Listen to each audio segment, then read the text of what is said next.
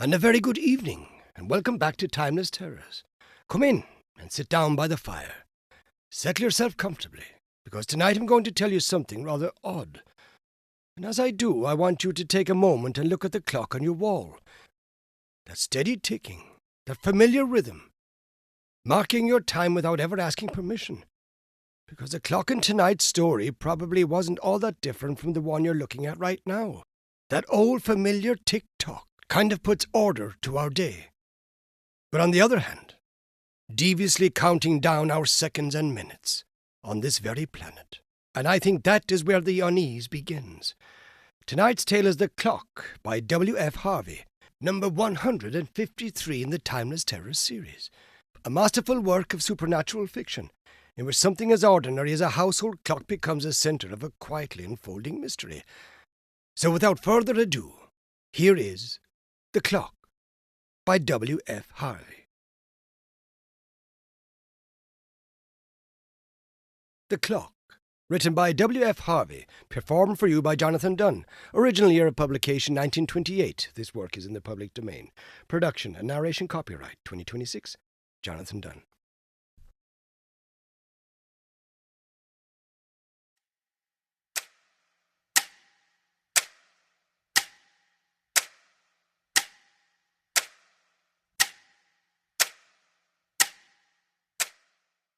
I liked your description of the people at the pension. I can just picture that rather sinister Miss Cornelius, with her toupee and clinking bangles. I don't wonder you felt frightened that night when you found her sleepwalking in the corridor. But after all, why shouldn't she sleepwalk? As to the movements of the furniture in the lounge on the Sunday, you are, I suppose, in an earthquake zone, though an earthquake seems too big an explanation for the ringing of that little handbell on the mantelpiece. It's rather as if our parlour-maid, another new one, were to call a stray elephant to account for the teapot we found broken yesterday.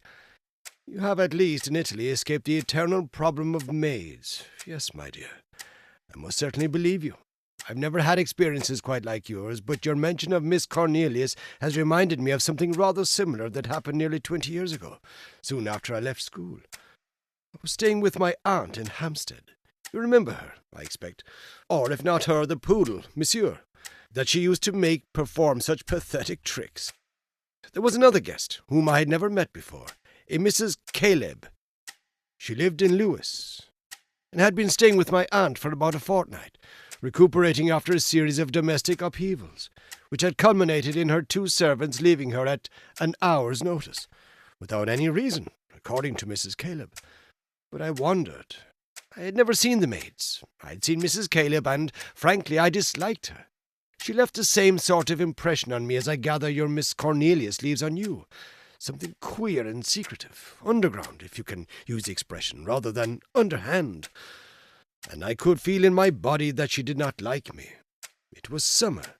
Joan Denton, you remember her? Her husband was killed in Gallipoli. Had suggested that I should go down to spend the day with her. Her people had rented a little cottage some 3 miles out of Lewes. We arranged a day. It was gloriously fine for a wonder, and I had planned to leave that stuffy old Hampstead house before the old ladies were astir. But Mrs. Caleb waylaid me in the hall, just as I was going out. "I wonder," she said. "I wonder if you could do me a small favour. If you do have any time to spare in Lewes, only if you do, would you be so kind as to call at my house? I left a little travelling clock there in the hurry of parting. If it's not in the drawing-room, it will be in my bedroom or in one of the maids' bedrooms. I know I lent it to the cook, who was a poor riser, but I can't remember if she returned it. Would it be too much to ask? The house has been locked up for 12 days, but everything is in order. I have the keys here. The large one is for the garden gate, the small one for the front door." I could only accept, and she proceeded to tell me how I could find Ashgrove House. "You will feel quite like a burglar," she said. "But mind, it's only if you have time to spare." As a matter of fact, I found myself glad of any excuse to kill time. Poor old Joan had been taken suddenly ill in the night. They feared appendicitis. And though her people were very kind and asked me to stay to lunch, I could see that I should only be in the way, and made Mrs. Caleb's commission an excuse for an early departure. I found Ash Grove without difficulty. It was a medium-sized red brick house, standing by itself in a high-walled garden that bounded a narrow lane. A flagged path led from the gate to the front door, in front of which grew not an ash, but a monkey puzzle that must have made the rooms unnecessarily gloomy. The side door, as I expected, was locked. The dining room and drawing room lay on either side of the hall, and as the windows of both were shuttered, I left the hall door open, and in the dim light looked around hurriedly for the clock, which, from what Mrs. Caleb had said, I hardly expected to find in either of the downstairs rooms. It was neither on table nor mantelpiece. The rest of the furniture was carefully covered over with white dust sheets. Then I went upstairs, but before doing so I closed the front door. I did in fact feel rather like a burglar, and I thought that if anyone did happen to see the front door open, I might have difficulty in explaining things. Happily, the upstairs windows were not shuttered. I made a hurried search of the principal bedrooms. They had been left in apple pie order. Nothing was out of place. But there was no sign of Mrs. Caleb's clock. The impression that the house gave me, you know, the sense of personality that a house conveys, was neither pleasing nor displeasing, but it was stuffy. Stuffy from the absence of fresh air, with an additional stuffiness added that seemed to come out from the hangings and quilts and anti-massacres. The corridor, onto which the bedrooms I had examined opened, communicated with a smaller wing, an older part of the house, I imagined, which contained a box room and the maid's sleeping quarters. The last door that I unlocked, I should say that the doors of all the rooms were locked and relocked by me after I had glanced inside them, contained the object of my search. Mrs. Caleb's travelling clock was on the mantelpiece, ticking away merrily. That was how I thought of it at first. And then for the first time I realized that there was something wrong. The clock had no business to be ticking. The house had been shut up for 12 days. No one had come in to air it or to light fires. I remember how Mrs. Caleb had told my aunt that if she left the keys with a neighbour, she was never sure who might get hold of them. And yet the clock was going. I wondered if some vibration had set the mechanism in motion, and pulled out my watch to see the time. It was 5 minutes to 1. The clock on the mantelpiece said 4 minutes to the hour. Then, without quite knowing why, I shut the door onto the landing, locked myself in, and again looked around the room. Nothing was out of place.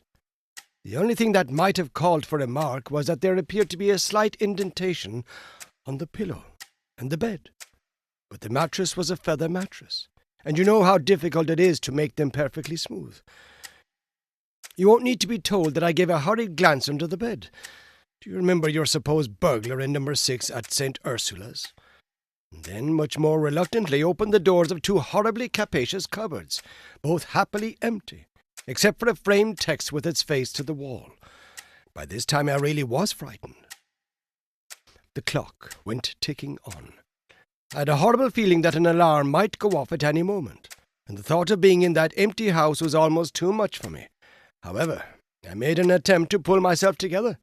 It might, after all, be a 14-day clock. If it were, then it would be almost run down. I could roughly find out how long the clock had been going by winding it up. I hesitated to put the matter to the test, but the uncertainty was too much for me. I took it out of its case and began to wind. I had scarcely turned the winding screw twice when it stopped. The clock clearly was not running down. The hands had been set in motion probably only an hour or two before. I felt cold and faint, and going to the window threw up the sash, letting in the sweet live air of the garden. I knew now that the house was queer, horribly queer. Could someone be living in the house? Was someone else in the house now? I thought that I had been in all the rooms, but had I?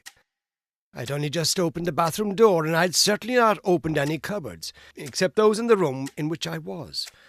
Then, as I stood by the open window, wondering what I should do next, and feeling that I just couldn't go down that corridor into the darkened hall to fumble at the latch of the front door with I don't know what behind me, I heard a noise.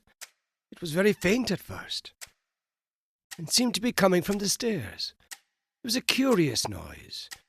Not the noise of anyone climbing up the stairs, but you will laugh if this letter reaches you by a morning post. Of something hopping up the stairs like a very big bird would hop. I heard it on the landing. It stopped. Then there was a curious scratching noise against one of the bedroom doors. The sort of noise you can make with the nail of your little finger scratching polished wood. Whatever it was coming slowly down the corridor, scratching at the doors as it went. I could stand it no longer. Nightmare pictures of locked doors opening filled my brain. I took up the clock, wrapped it in my mackintosh and dropped it out of the window onto a flower bed. Then I managed to crawl out of the window and, getting a grip of the sill, successfully negotiated, as a journalist would say, a 12-foot drop. So much for our much-abused gym at St. Ursula's. Picking up the mackintosh, I ran round to the front door and locked it. Then I felt I could breathe. Not until I was on the far side of the gate and the garden wall did I feel safe. Then I remembered that the bedroom window was open. What was I to do? Wild horses wouldn't have dragged me into that house again unaccompanied. I made up my mind to go to the police station and tell them everything. I should be laughed at, of course, and they might easily refuse to believe my story of Mrs. Caleb's commission. I had actually begun to walk down the lane in the direction of the town when I chanced to look back at the house. The window that I had left open was shut.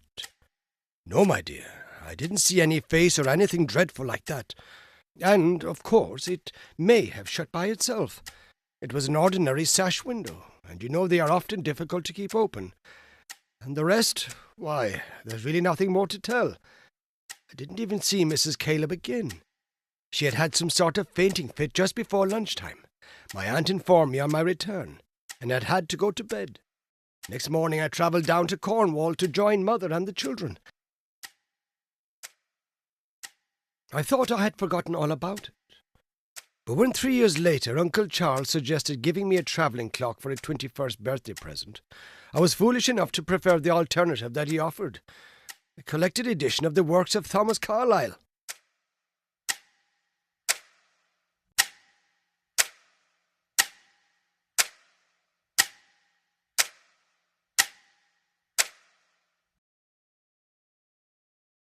And that, my dear friends, brings us to the end of tonight's tale.